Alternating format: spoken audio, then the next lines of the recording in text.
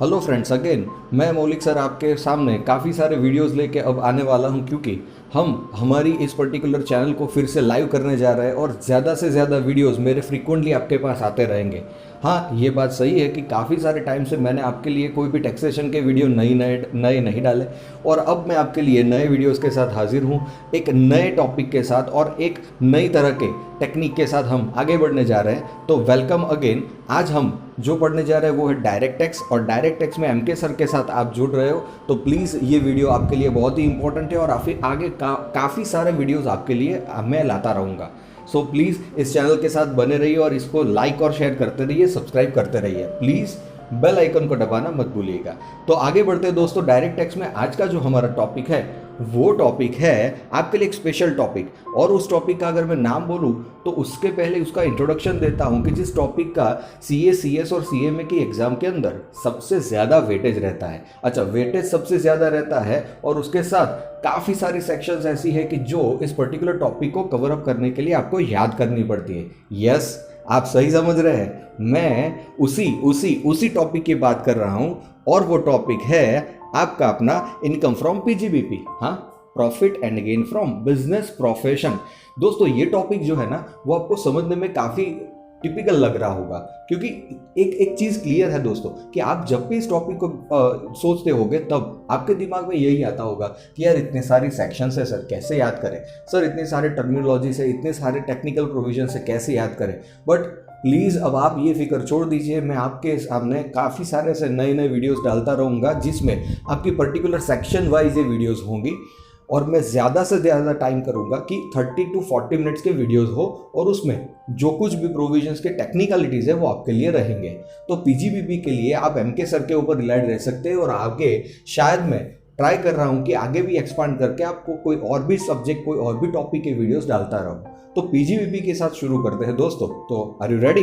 देखिए, पीजीबीपी जिसका नाम जो है ना वो ही इतना दासू है, इतना बढ़िया नाम है कि profit and gain from business and profession. अच्छा, तो इसमें पहले तो इसकी डेफिनेशन देख लेते हैं कि इस पर्टिकुलर सेक्शन को अगर रिकॉग्नाइज करना है तो किस तरह से। तो आपके मॉड्यूल के हिसाब से अगर आप देखें तो यहाँ पे लिखा है कि the tax payable by N assessee on his income under his head in respect of the profit and gain of any business or profession carried on by him or on his behalf during the previous year। अच्छा, थोड़ी typical language है but बिंदास मैं आपको समझा रहा हूं। यहां पे देखिए क्या लिखा है, the tax payable by assessee on his income under this head, यानी कि अगर कोई असेसी इस पर्टिकुलर हेड से इनकम अर्न करता है और उस इनकम से, यानी कि उस पर्टिकुलर बिजनेस या प्रोफेशन से, उसे कोई प्रॉफिट या गेन होता है, तो वो यहां पे इस पीजीबीपी में टैक्सेबल होगा। इसका मतलब कि जो बंदा बिजनेस या प्रोफेशन करता है और उस बिजनेस या प्रोफेशन से उसे या तो कोई प्रॉफिट या गेन होता है, और उसके ऊपर जो टैक्स पे करना है वो अगर वो पे करेगा तो वो पीजीबीपी का हेड होगा। अच्छा, पर इस पर्टिकुलर लाइंस में आपने क्या देखा? इफ यू हैड रिफर्ड और if you had observe that I had made particular words in a bold font with underline and red font. देखिए, assessee, income, head, in respect of, ये सारी चीजों में से मैंने आपके लिए क्या किया है, तो असेसी ये रेड फॉन्ट में है, इनकम रेड फॉन्ट में है, हेड रेड फॉन्ट में है, business, profession and previous year. तो यहाँ पे एक बात समझ लीजिए कि कितनी चीज़ों को आपको इस पर्टिकुलर लाइंस में से ध्यान से पढ़ना है, उसे समझना है। तो सबसे पहले आपके सामने है असेसी। अच्छा, तो असेसी ये एक ऐसी टर्मिनोलॉजी है, अगर आप इंटर के स्टूडेंट है तो आपके लिए ये इंपॉर्टेंट है, और अगर आप फाइनल के स्टूडेंट है तो you are very much aware about this topic. अच्छा, दूसरा जो टॉपिक है दैट इज व्हाट, इनकम। अच्छा, तो income particular head wise decide होती है, वो भी मैं आपको समझाऊंगा। आगे तीसरा वर्ड जो है वो है हेड, चौथा जो वर्ड है that is business, and the fifth one is your profession, and the sixth one is previous year. So if you are going to learn income tax, then these are the terminologies which you must have to understand properly, otherwise you will not go through with the taxation and its provisions। So to understand these provisions of taxation in a better fashion, what you have to do? You have to understand these terminologies in a proper manner. Right, friends? Okay, so let's begin with these terminologies. I will explain these terminologies in a short manner. So, the first and foremost was assessee, the person as per Income Tax Act who is liable to pay tax. That means a person, यानी कि जो बंदा, a person word आया है यहाँ पे, देखिए assessee word के मीनिंग के अंदर आपको मिलेगा इनकम टैक्स की बेसिक प्रोविजंस में अगर जाएंगे तो पर्सन की डेफिनेशन भी बहुत ही बढ़िया दी है, जिसमें कि individual, partnership, company, cooperative societies, HUF, these are the categories of persons. तो वो सारी चीजें आपको दी गई है, right? So as per the income tax act, whoever considered under or whoever covered under the definition of person will be considered as assessee whose income is going to be assessed। यानी कि जिस बंदे की income को हम assess करने जाने वाले हैं उसे असेसी बोला जाता है। So it is easy to understand, right? Okay, हमें बुकिश डेफिनेशन से ज्यादा हमारी लॉजिकल डेफिनेशंस को पहले क्लियर करना पड़ेगा, क्योंकि हम कुछ चीजों को समझना अगर चाहते हैं तो हमें हमारी लॉजिकल डेफिनेशन क्लियर करनी चाहिए। Okay, the second one is the income.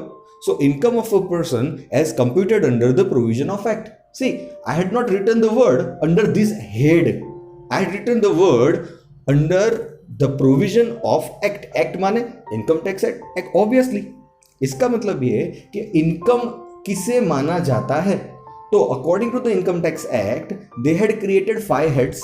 Okay, तो उन 5 हेडों में उनकी चार्जिंग सेक्शंस हैं और उस चार्जिंग सेक्शन के अकॉर्डिंग आपको डिसाइड करना है कि कौन सी पर्टिकुलर इनकम या फिर आपके पास जो इनफ्लो ऑफ मनी आता है उस इनफ्लो ऑफ मनी को आप इनकम कंसीडर कर सकते हो या नहीं, और अगर आप उसे इनकम कंसीडर करते हो तो उसे आप किस हेड में लोगे, किस हेड में कंसीडर करोगे, that you have to understand very well. And to understand that particular topic you have to refer charging section of all the 5 heads, right? So before going to that particular area, what we are just doing that कि इन terminologies को हम logically वे में समझने की कोशिश कर रहे हैं। Okay, next one is the head. Head मतलब यस आपका सर नहीं दोस्तों, मैं यहाँ पे जिस हेड की बात कर रहा हूँ वो ये चीज है कि income of person must be fall under respective head defined in act. Defined in act, I repeat the word defined in act. मतलब क्या कि आप समझ लीजिए कि इनकम टैक्स ने क्या किया है। मान लो कि कोई ठेले वाला है, उसे कोई 50, 100, 500 रुपए की रोज की आमदनी होती है, राइट? मान लो कि कोई प्रोविजन स्टोर या ग्रोसरी स्टोर वाला है तो उसे पर्टिकुलर कस्टमर्स आते हैं और कुछ पैसे देते हैं। मान लो कोई ब्रोकर है तो वो प्रॉपर्टीज की डील करता है और उसमें से कोई पर्टिकुलर कमीशन अर्न करता है। मान लो कि कोई बंदा है कि जो ट्यूशन क्लासेस, मेरे जैसा ट्यूशन क्लासेस चलाता है और उसके पास फीस की इनकम आती है तो वो उसकी फीस है। मान लो कि मैं फीस के साथ साथ प्रोफेशनल कंसल्टेंसी भी करता हूं तो उसमें से भी मुझे फीस मिलती है। तो ऐसी कई सारी बातें हैं, ऐसी कई सारी इनकम्स है कि जो मैं या फिर मेरे जैसे कुछ लोग जो कि पर्सन की डेफिनेशन में आते हैं, जिन्हें असेसी कहा जाता है, वो अपने पास ऐसी इनकम्स लेते जाएंगे। But friends, to make it easy, income tax ने क्या किया है कि अलग अलग टाइप की जो इनकम्स है उन इनकम्स को 5 कैटेगरीज के अंदर बाइफरकेट करने का प्रोविजन है। According to income tax act we have to categorise all the incomes और all the sources of income under 5 defined respective heads. तो उन 5 हेड्स में हमें इसे डिफाइन करना है और बाइफरकेट करना है, that is what heads, right? और उन हेड्स का अगर आपको नाम नहीं पता है, इंटर के स्टूडेंट्स है तो आपके लिए नया है, अदरवाइज आपको पता ही है। सबसे पहले कौन सा आता है दोस्तों? तो सैलरी आता है, फिर income from house property, third one is what? Yes obviously profit and gain from business and profession, fourth one is what sir? Income from capital gain, and the fifth one none other than what? Income from other sources. तो ये 5 heads है, right? Okay, तो उन respective heads की जो charging section है उसके according आपको कैटेगराइज करनी है आपकी income, right? Okay, next word जो था that is what? The business. तो बिजनेस और प्रोफेशन यहां से शुरू होता है दोस्तों हमारा सही में जो सफर है वो इस पर्टिकुलर टॉपिक का। यहां से शुरू होती है वो बात कि देखिए आपका जो हेड है उसका नाम क्या है? PGBP, profit and gain. from business and profession, from business and profession. So it is very basic understanding that you must have to get that what is the meaning of business, which is clearly defined in the provision of Income Tax Act. So देखते हैं कि income tax act में इस particular word को कैसे define किया गया है.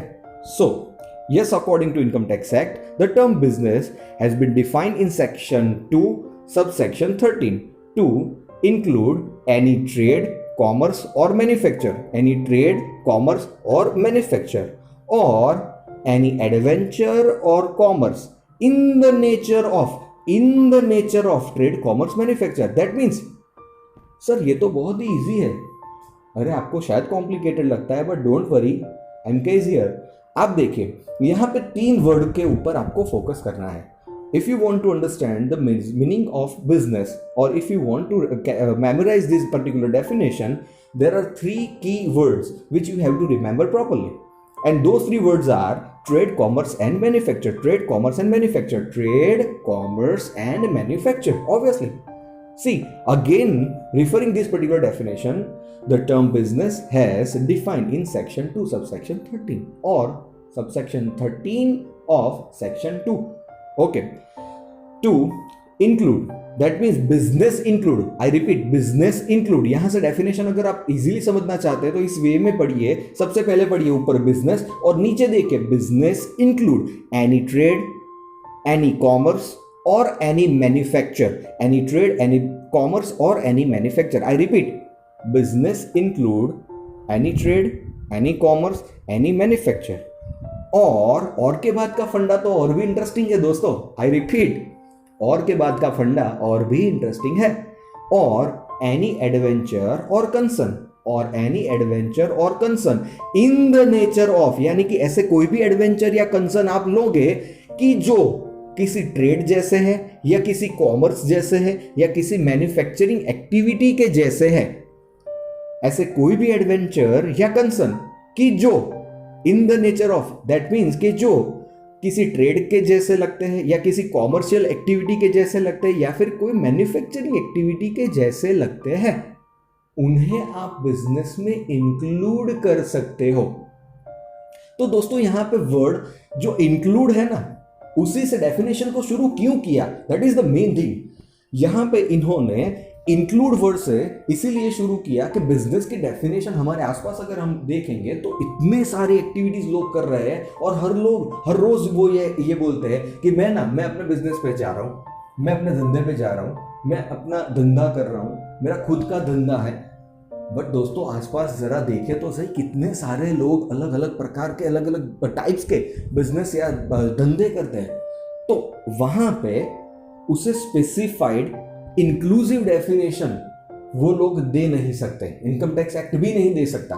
इसीलिए इन्होंने बोला है कि ऐसी सभी एक्टिविटीज जो ट्रेड या कॉमर्स या मैन्युफैक्चरिंग में फॉल होती है वो सारी बिजनेस कही जाती है.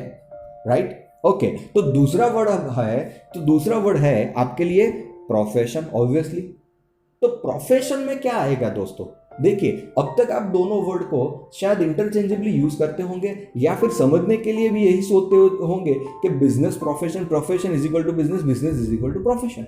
But actually it is not. See, again refer this head, profit and gain from business and profession. Business and profession. What was the word between business and profession? And. जहां पे भी दोस्तों ये चीज हमेशा याद रखिएगा इंटरप्रिटेशन के लिए, जहां पे भी दोस्तों वर्ड एंड है, 2 वर्ड के बीच में एंड लिखा है, तो इसका क्लियर मीनिंग होता है कि वो दोनों एक दूसरे के सिनोनिम्स नहीं है. राइट, तो यहां पे भी बिजनेस एंड प्रोफेशन होने के कारण प्रोफेशन एक अलग ही टर्मिनोलॉजी है. तो इसका एक बहुत ही इंटरेस्टिंग, देखिए अंदर एक बहुत ही इंटरेस्टिंग बात इन्होंने एक्ट में कही है, और इसमें बताया है कि the term profession has not been defined in the act. It means an occupation requiring some degree of learning. The term profession includes vocation as well. यानी कि यहां पे जो इंपॉर्टेंट वर्ड है दोस्तों वो है degree of learning. Degree of learning का मतलब ये होता है कि profession includes everything which if you want to do that activity, for doing but that particular activity you have to possess, you have to acquire some sort of degree or we can say educational qualification। see ऐसे भी कोई भी समझ लो कि कोई भी बंदा है कि जो ये चाहता है कि I want to become a lawyer, तो क्या वो कोर्ट में गया और बोल देगा कि I want to file a case and I want to defend और I want to fight this particular case on behalf of my client? तो ऐसे नहीं होगा, उसके पास एक स्पेसिफिक डिग्री होनी चाहिए। हाँ, आपके दिमाग में सही बात आई, LLB होना चाहिए, वो लॉयर होना चाहिए। तो लॉयर ये एक प्रोफेशनल फील्ड है। अच्छा, इनकम टैक्स में या ट्रिब्यूनल में आप अगर किसी भी अपने क्लाइंट को रिप्रेजेंट करना चाहो तो आपके पास कोई पर्टिकुलर डिग्री होनी चाहिए। Yes, you must have degree of other LLB और you can say CA, CS या CMA। तो ऐसे ही कोई नहीं वहाँ पे फाइट कर सकता है, ऐसे ही वहाँ पे कोई केस आप नहीं लड़ सकते हो। इसका मतलब ये कि ऐसे सारे वो प्रोफेशंस कि जिसमें किसी डिग्री की या किसी लर्निंग डिग्री की ज़रूरत है, एजुकेशनल डिग्री की ज़रूरत है, उसी के बाद आप वो एक्टिविटी या वो पर्टिकुलर इकोनॉमिक एक्टिविटी में कहूँगा कि कर सकते हो, तो ही वो प्रोफेशन में फॉल करता है। इसका मतलब ये दोस्तों कि अगर आपको चार्टर्ड अकाउंटेंट बनना है तो you must have to complete your chartered accountancy course. अगर आपको CS होना है और CS की प्रैक्टिस करनी है तो you have to complete your company secretary course. अगर आपको केस फाइल करना और कोर्ट में अगर केस डिस्कस करना है तो वहाँ पे आपको LLB की डिग्री कंपलसरी है। वैसे ही अगर आपको क्या करना है, डॉक्टर बनना है, ट्रीटमेंट देनी है अपने जो क्लाइंट्स है उन्हें, पेशेंट्स है उन्हें, तो वहाँ पे भी आपको MBBS या और सारी सर्जन वगैरह जो कोई भी डिग्रीज होती है तो वो आपको लेनी पड़ेगी, तभी आप उसमें ज्वाइन हो सकते हो या फिर वो पर्टिकुलर प्रोफेशन आप एंजॉय कर सकते हो। तो वहाँ पे प्रोफेशन और बिजनेस के बीच एक ही फासला है दोस्तों। अगर आपके पास कोई फूड ग्रेन की आसपास में कोई फूड ग्रेन की शॉप है तो उसके लिए कोई डिग्री या प्रोफेशन की ज़रूरत नहीं है। कोई भी बंदा अगर वो समझो कि 5वीं तक पढ़ा है तो भी वो बिजनेस कर सकता है, अगर उसने BCom किया है तो भी वो कर सकता है, अगर वो मान लो कि समझ लो कि कुछ पढ़ाई नहीं है तो भी वो बिजनेस तो कर ही सकता है, राइट? वहाँ पे डिग्री की ज़रूरत नहीं है। तो ये बेसिक डिफरेंस हो गया दोस्तों, ये अगर आपके दिमाग में एक बार घुस गया तो बिजनेस और प्रोफेशन का बेसिक डिफरेंस है, राइट? आगे देखते हैं दोस्तों। हाँ सर, आगे तो आपने तकरीबन 6 पॉइंट बताए थे कि इन 6 पॉइंट को आपको समझना है। हाँ, तो अभी एक पॉइंट बचा है और वो है क्या, प्रीवियस ईयर। हाँ, पर प्रीवियस ईयर तो इनकम टैक्स में जब तक आप पढ़ोगे ना, लाइक जब तक है जब तक आप पढ़ोगे तब तक आपको प्रीवियस ईयर आपके ध्यान में रहना चाहिए। प्रीवियस ईयर का अगर आपको सिंपल में मीनिंग बताऊँ तो एक ऐसा साल कि जिसकी इनकम हम असेसमेंट ईयर में कंप्यूट करते हैं, और दूसरे लफ्ज़ों में अगर कहे तो previous year is the financial year. Previous year is the financial year during which an assessee earn income and we will assess tax liability of that assessee for the income which he had or she had earned during his previous year is called assessment year. Assume कीजिए कि आज आप 2021 में है, financial year 2020-21, इस year में आप कौन से साल की इनकम की टैक्स लायबिलिटी असेस करने जा रहे हैं? तो सर, जो इनकम हमने 1920 में अर्न की थी, 1920 के फिनेंशियल ईयर में जो इनकम अर्न की थी उसकी हम टैक्स लायबिलिटी असेस कर रहे हैं 2021 में। इसका मतलब कि 2019-2020 is the previous year and 2020-2021 is the assessment year। ये बहुत ईजी टर्मिनोलॉजी है, इसीलिए मैंने आपको यहाँ पे शॉर्ट में समझाया। तो आगे देखते हैं दोस्तों, आगे कुछ और भी इंटरेस्टिंग चीज़ें PGBP के रिगार्ड्स में जो बेसिक है। तो आगे हम अगर देखें तो यहाँ पे PGBP के अंदर आपके लिए बहुत ही इंटरेस्टिंग चीज़ एक और है कि आपको इसका जो नाम है वो देखना है कि profit and gain from business and profession. अब बिजनेस एंड प्रोफेशन ये तो हमने देख लिया, अब बिजनेस और प्रोफेशन के साथ साथ आगे भी 2 वर्ड है, प्रॉफिट एंड गेन। तो ये दो वर्ड भी हमें समझने ज़रूरी है। तो अभी की फिलहाल हम प्रॉफिट को समझने की कोशिश करते हैं कि देखिए, प्रॉफिट इन कैश और इन काइंड, यानी कि जब कोई बंदा कोई बिजनेस करता है तो उसे, या फिर कोई प्रोफेशन करता है तो उसे कुछ ना कुछ हासिल होता है, और वो होता है उसका प्रॉफिट, क्योंकि अदरवाइज तो सारे खर्चे हो जाते हैं। हमने एक चीज़ पढ़ी थी इकोनॉमिक्स, अगर आपको याद हो तो इकोनॉमिक्स में आपने पढ़ा था कि there are 4 factors of production and they are land, labour, capital and entrepreneur. तो हर एक फैक्टर के लिए एक इनकम है, जैसे कि लैंड को रेंट मिलता है, कैपिटल को इंटरेस्ट मिलता है, यस लेबर को वेजेस मिलते हैं, और एंटरप्रेन्योर को क्या मिलता है दोस्तों? Yes you are right, entrepreneur को मिलता है प्रॉफिट। तो प्रॉफिट इन कैश और इन काइंड, तो उसके लिए यहाँ पे इनकम टैक्स में बताया है कि प्रॉफिट में बी रियलाइज्ड इन मनी और in money's worth, that is in cash और in kind.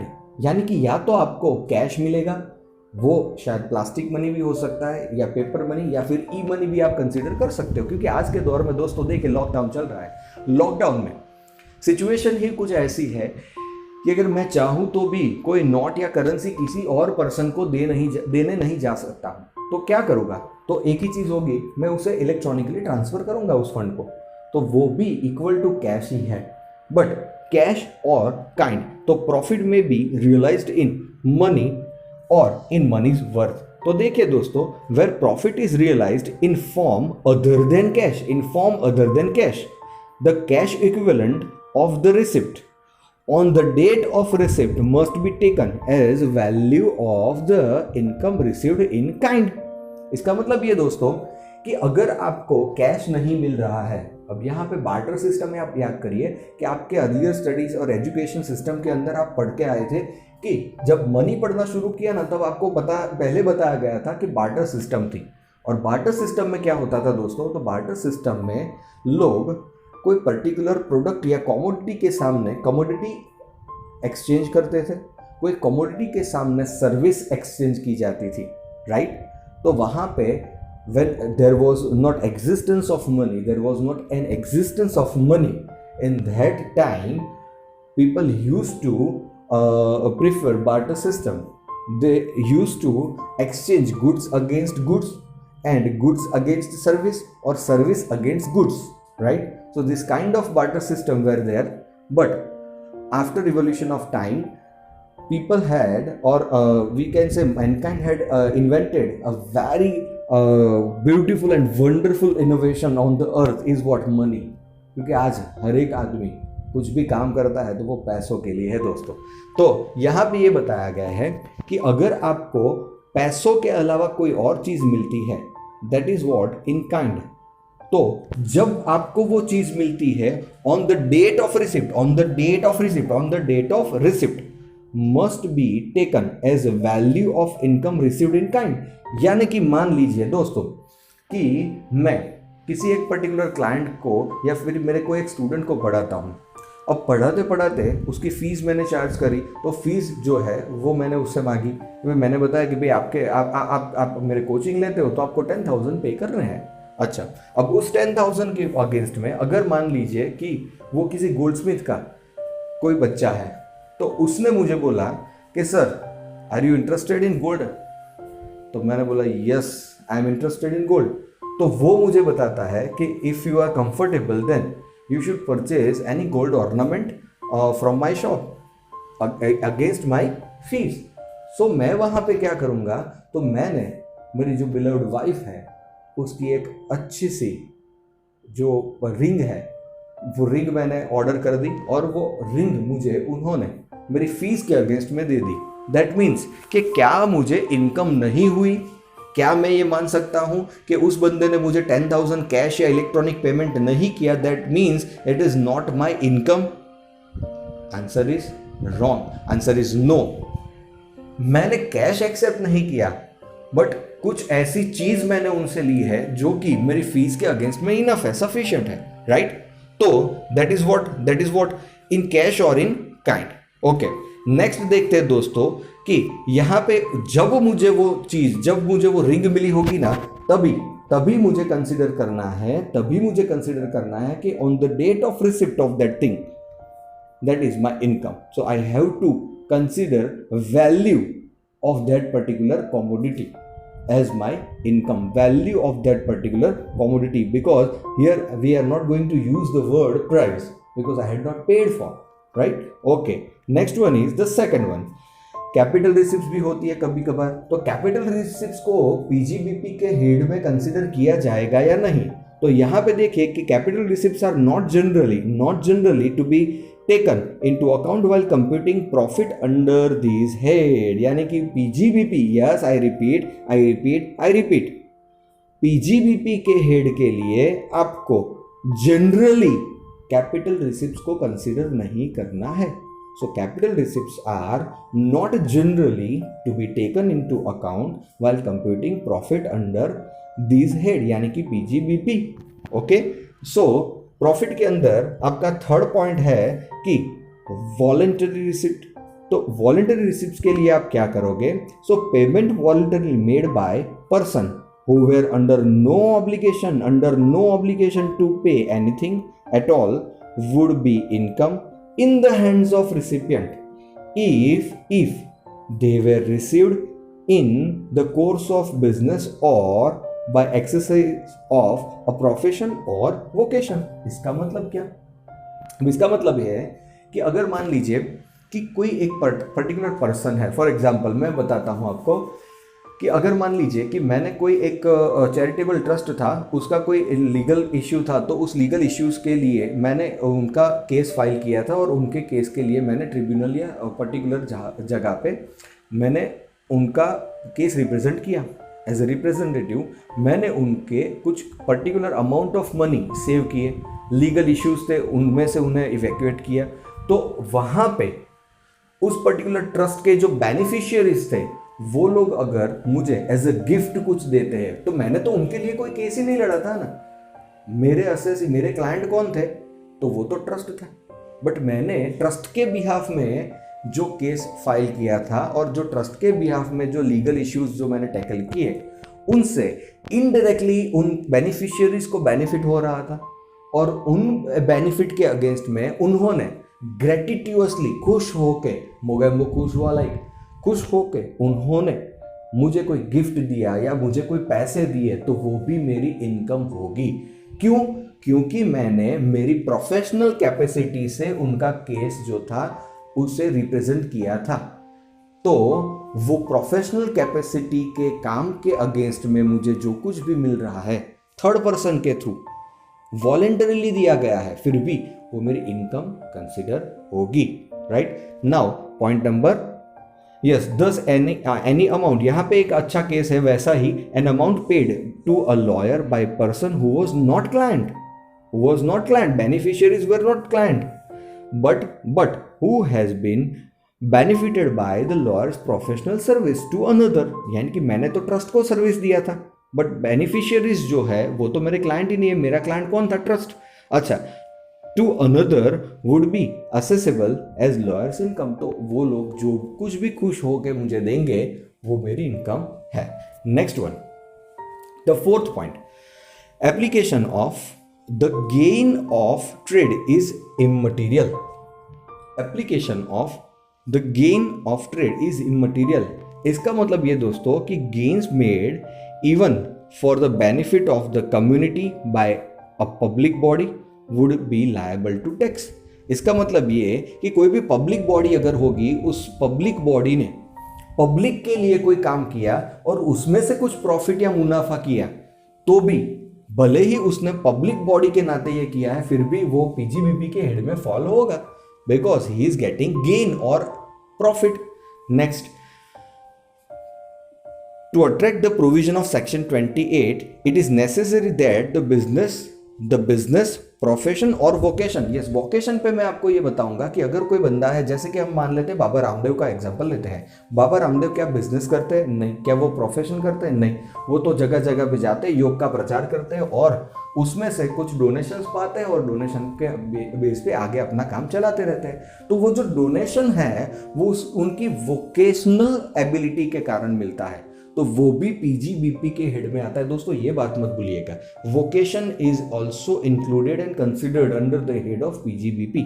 right? So to attract the provision of section 28, it is necessary that the business or profession should be carried on at least for some time during the accounting year, यानी कि पिछले साल previous year के दौरान कुछ न कुछ दिनों तक, कुछ समय तक वो एक्टिविटी होनी चाहिए जो बिजनेस कंसिडर हो, राइट? तो सबसे पहली बात कि जो एक्टिविटी है वो अगर वंस इन अ वाइल है, यानी कि मान लीजिए कि मेरे पास कुछ गोल्ड पड़ा था, तो मैंने उस गोल्ड को बेचा और फिर से नया खरीदा, तो मैंने ये वन टाइम एक्टिविटी की है। इसका मतलब कि इससे मुझे प्रॉफिट शायद मिला होगा, पर ये सिंगल टाइम एक्टिविटी है, तो we should not consider it as my business, right? तो इसका मतलब ये कि अगर मैंने ऐसे ट्रांजेक्शन कुछ महीनों तक अगर किए हैं, तो मैं कंसिडर करूंगा कि मैंने मेरे ब्रेड एंड बटर को फुलफिल करने के लिए, मेरे पापी पेट का सवाल था उसे कंप्लीट करने के लिए, सेटिस्फाई करने के लिए मैंने इस पर्टिकुलर एक्टिविटी को रिपीटेटिवली यूज़ किया है। तो ऐसा रिपीटेशंस होना चाहिए एटलीस्ट फॉर सम ड्यूरेशन और some time duration. Next one, but not necessarily throughout the year, यानी कि कोई एक्टिविटी, कोई बिजनेस है, मैंने 3-4 महीने 5 महीने किया और फिर बंद कर दिया, तो आप ये क्लेम नहीं कर सकते कि पूरा साल कुछ काम नहीं किया था, मैंने तो पूरा साल बिजनेस नहीं किया, तो ये मेरी बिजनेस इनकम हो ही नहीं सकती।